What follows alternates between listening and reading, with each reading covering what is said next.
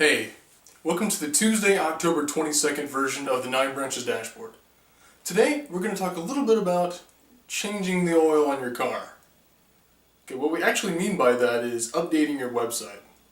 So let me give you 2 or 3 little analogies to understand why that's important. So, you can have a car, right? You need to get to work, you need to do the things you need to do, and so you know you have to put gas in your car, right? So that's kind of a given in order to make it go somewhere. But every 2 or 3 months, you need to change the oil in your car, or something bad is going to happen. It's just not going to work anymore. No matter how much gas you put into it, you've got to have the oil in your car. It's the same deal with a website. Basically, you can have it on the internet, so like the gas is in the tank. I mean, the server is working, your internet website is up for your local Bahá'í community. But if you don't update the contents of your website, it doesn't really work anymore. People aren't going to come to it.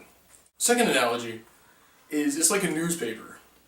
Now when you look at a newspaper, it's only useful to you if every day when you buy it, it has new information on it. The old newspaper was good, it was very useful, but it's not very useful to you today when you need to know new news. And so if your website doesn't update like that, then it's not going to be very useful to people. It's good that it's there, it's better than nothing, but it's not going to be very useful. And so third, think about the websites that you go to. Would you go to a website that was the same every day? What I'm talking about is if you go to a blog, or you go to a site of an organization that has events, and they don't update the blog, or they don't update the events, then is that really useful to you? It's the same for your local Baha'i website. Let's talk a little bit about that more in depth. So, first, there are 2 kinds of websites that any local Baha'i community probably has. So the first is a static or brochure style website. Now these were very popular a few years back when the internet was first taking off. And the idea of that is that your website, there's not really a lot going on. It's got a couple of pictures, and it has sort of directions to what where your events are, and it says your name, says what you believe, but it doesn't, there's no interactivity. It doesn't really update, it's not updated with events. It's kind of like a brochure. It's like something you would give somebody, when they come to a Baha'i event, or, for a church analogy, it's like people come to a church, they give them a brochure, God bless you, and then move on.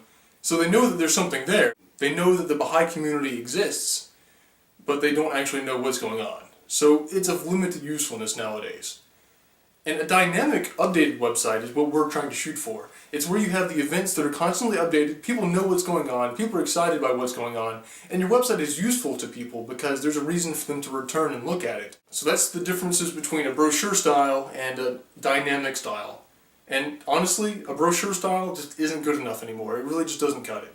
Because every other organization or activity that the Baha'is are competing against, whether it's Sunday morning or any other time that we're having our devotionals or any other core activities, we're not doing as good as a competition unless we have an updated dynamic website where people know what's going on, that's being updated with events. Okay, so when you update your Baha'i website for your local community, it gives people a reason to come back and look at it. There's kind of a trust issue. So if you don't update it, you update it once, twice, but you're kind of sporadic about it, you kind of lose the trust of people, because sometimes people will come to your website every once in a while just to see what's going on, see if there's anything that they're interested in coming to. But if it's not updated, they kind of well, I don't know if I'm going to come back to that. Often they don't. Alright, so in the third, that kind of runs into the third point. Be consistent on when you update your local Baha'i website. Now, there's really only 3 ways to be consistent that I can think of personally. Perhaps there are more. Really, you got updating it weekly, which I think is the best option. Hopefully you have some weekly activities going on in your Baha'i community. So that's the ideal. Update your Baha'i site weekly. If you can't do that, at least try monthly. Or one of the special options I guess we have as Baha'is is you could update it every Baha'i month. So every month after feast, maybe that's when you update your Baha'i website. That could probably work almost as well as weekly. Just whatever the case is, make sure that you're consistent so people know what to expect. So, 4, what kind of updates are best? And this is a good question, because I'm saying update your website, but what does that really mean? Well, what it means here are probably core activities, so update those on your website and let people know what's going on. Like your holy day celebrations, so times that you're really inviting a larger community, including, sort of the Baha'is and the wider community in your city. And honestly, there is sort of the phenomenon of, Nowruz Baha'is. I made that up. But you know how they're like Easter Christians. So Christians that kind of show up once a year. Well, they're sort of the same thing you guys know. Like on Nowruz and Ayamiha, you see people that maybe you haven't seen all year long. And if for holy days, I feel like that's kind of a phenomenon that kind of goes on for almost every major holy day. And so that's something that's very useful to put on your website to keep it updated with. So that those Nowruz Baha'is, that they actually come to all of the holy days that they have off for. One of the other things you can do is pictures from recent events. So if we just had the Birth of the Bob celebration in my community, and I think it's pretty useful that we took pictures, and I'll be putting them on our website today. And people love pictures. Pictures really engage people if you haven't watched the last video I put on the website. Pictures really, really engage people. So if you put pictures from your events on there, that's going to engage people as well. And last, stories and testimonies. So when people in your Baha'i community have a story to tell about the work that they've been doing, or the testimony of their belief in Baha'u'llah and their vision for a new world, those are things that you can really update the site with that are going to be useful to people. Fifth is, when you have people updating your website, realize that when a lot of people in your community that might have an interest in volunteering to update the website are not IT professionals. They're just not. And they have a day job for what that counts. And it's not this.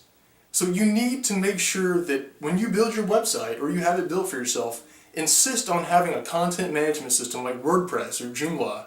Although I highly recommend WordPress because it's very easy to update. It's very easy to work around, and post new things and put up pictures. Those things are built into WordPress in a way that's very, very useful. If you're coding everything by hand, or you're having somebody that it's a website that only a really smart web designer can use, that's just not very useful to the rest of your community. And the other thing is everybody knows, Baha'is, we're a very mobile bunch of people. We come and we go. And also we're very busy. And so if you have one person that built the Baha'i website and they get busy all of a sudden, they're probably not going to be able to update it that much. Or if they leave town, as happens a lot for us, it's going to be a lot harder for them to update the website. So make sure that it's something that is updatable by all. And I highly recommend WordPress. Okay, so that's everything for today. Thank you so much for your support and this 9 branches venture that I've been working on so hard. Let me know if there's anything we can ever consult about together and any questions you may have. Okay, y'all take care. See you next week.